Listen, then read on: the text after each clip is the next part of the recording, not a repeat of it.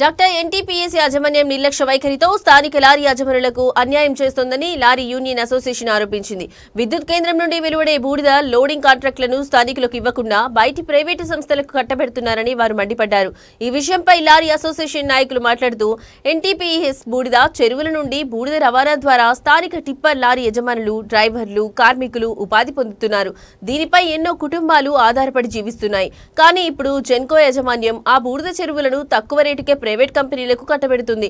అదే సమయంలో స్థానిక లారీ యజమానులకు ఎక్కువ ధరలకు టెండర్లు పిలుస్తున్నారు అని ఆవేదన వ్యక్తం చేశారు. బూడిద కాలుష్యం మాత్రం మాకు, కానీ దాని ద్వారా వచ్చే సంపద బయటి వ్యక్తులకా అని వారు ప్రశ్నించారు.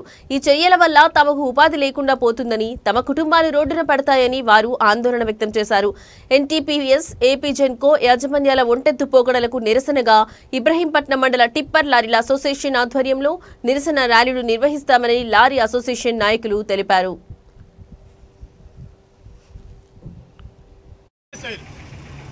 ఈ టెండర్లో ఎప్పుడు కూడా పాల్గొనకుండా డైరెక్ట్ వాళ్ళకి ఇచ్చేసాయి.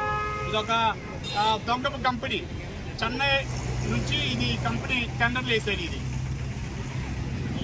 ఇది వెంటనే రద్దు చేయాలి. రద్దు చేసి స్థానికానికి న్యాయం చేయాలి.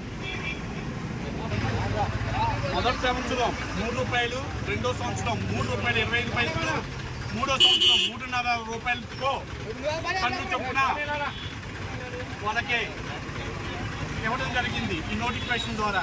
కానీ ఇక్కడ వాళ్ళకి వచ్చేది కేవలం బీటీపీఎస్కి రోజువారీ ఆదాయం ₹22,500 మాత్రమే. టోటల్గా 12,33,33,500 మాత్రమే వాళ్ళకి ఇది సమకూరుతుంది. కానీ 150 కోట్లు టెండర్ అని చెప్పి కోటకు నోటిఫికేషన్ అనేది తయారు చేసి ఈ నోటిఫికేషన్ ద్వారా వాళ్ళకి టెండర్ అనేది ఖరారు చేశారు. దీని వెంటనే ఈ టెండర్ని రద్దు చేయాలి. ఈ రద్దు చేసి వెంటనే లోకల్ లారీలో వాళ్ళకి ఉన్న ఈ చుట్టుపక్కల లోకల్ గ్రామాల 7 గ్రామాల ప్రజలకి న్యాయం చేయాలి, లోడింగ్ ఇవ్వాలి. ఇది మా డిమాండ్.